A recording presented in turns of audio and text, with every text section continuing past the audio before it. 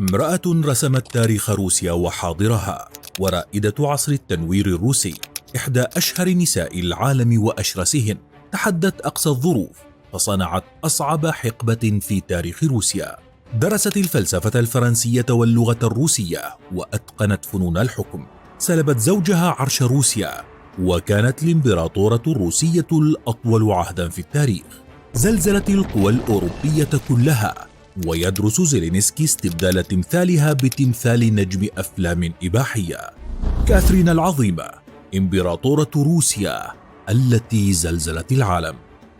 منذ مايو 2022 أطلقت سلطات بلدة أوديسا الأوكرانية عريضة على الإنترنت دعت فيها الرئيس الأوكراني فلاديمير زيلينسكي إلى هدم النصب التذكاري للإمبراطورة الروسية كاترين الثانية الموجود في مدينة أوديسا، واستبداله بتمثال آخر للممثل الإباحي بيلي هارينغتون، حيث قال أصحاب الاقتراح أن كاترين هي مدمرة الدولة والثقافة الأوكرانية. وقد تجاوزت العارضة عتبة 25,000 صوت، لذلك فإنه وفق القانون الأوكراني فالرئيس الأوكراني ملزم بالنظر إلى هذه العارضة والرد عليها في موقعه الرسمي على الإنترنت.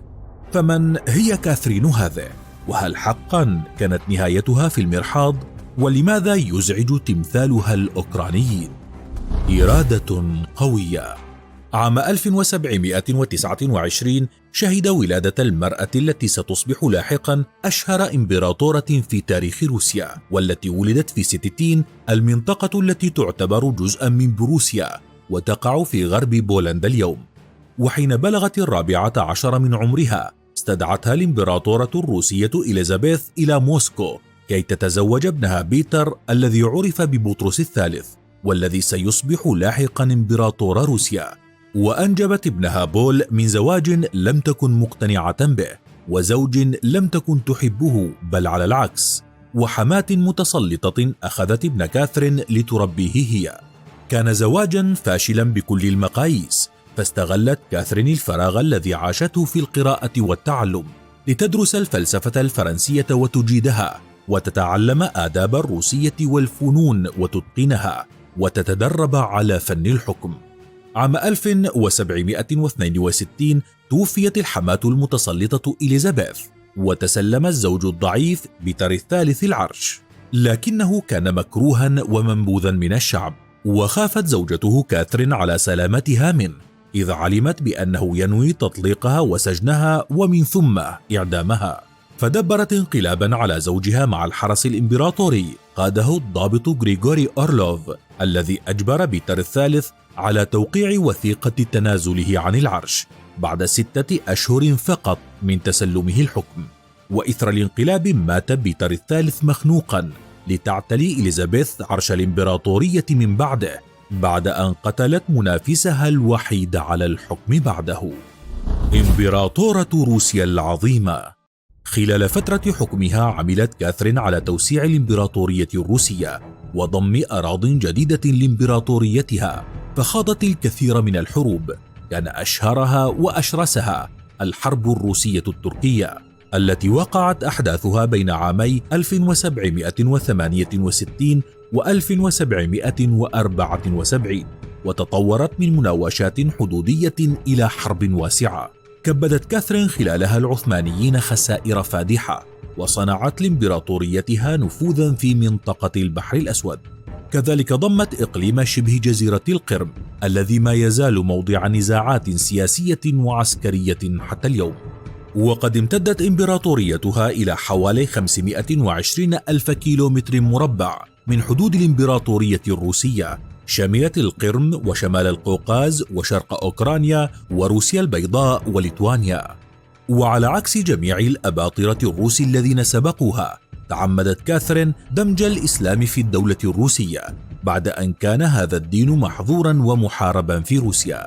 ففي عام 1773 أصدرت مرسوم تسامح جميع الأديان، سمحت بموجبه للمسلمين ببناء المساجد وممارسة جميع شعائر الإسلام، بما فيها الحج الذي كان محظورا تماما على مسلمي روسيا. كذلك أنشأت كاثرين جمعية أورينبورغ الروحانية المسلمة لتشرف على تنظيم المناطق المأهولة بالسكان المسلمين، وعينت رجالا أكفاء لإدارة الجمعية ودفعت رواتبهم. وأخيرا دمجت المدارس الإسلامية في نظام المدارس الحكومية الروسية. المرأة العاشقة. مثلما أشعلت الجدل بحروبها وشخصيتها العسكرية القوية التي وصفت بسببها بأنها من أشرس نساء العالم، كانت حياتها الشخصية أيضا مثيرة للجدل وأثارت حفيظة حاشيتها، إذ لم تتردد في بعض الأوقات بإقامة علاقات مع رجال يصغرونها ب40 عاما، واتخذت لنفسها عشاقا كثيرين. قدرت بعض المصادر عددهم بين 12 و22 عشيقا، لكنها لم تتزوج أبدا كي لا يقاسمها أحد أمور الحكم والعرش. ومع ذلك منحت عشاقها مكانة مرموقة في البلاط والدولة، وحصلوا على امتيازات عسكرية وسياسية، ولكنها بمجرد أن تنهي علاقتها بأحدهم كانت تنفيه إلى مكان بعيد. شائعات كثيرة ارتبطت بوفاة الإمبراطورة كاثرين، منها أنها توفيت وهي تحاول إقامة علاقة مع حصانها. أما الرواية الأكثر شيوعا والتي توصف بأنها الأدق أن كاثرين توفيت في نوفمبر عام 1796 بعد تعرضها لجلطة دماغية وقعت على إثرها في مرحاض قصرها، وتوفيت بعد ذلك ليخلفها ابنها في حكم روسيا. وما تزال سيرة حياة هذه المرأة متداولة إلى اليوم على أنها المرأة التي صنعت حقبة من أقوى حقب روسيا، واستحقت على إثرها لقب كاثرين العظيمة.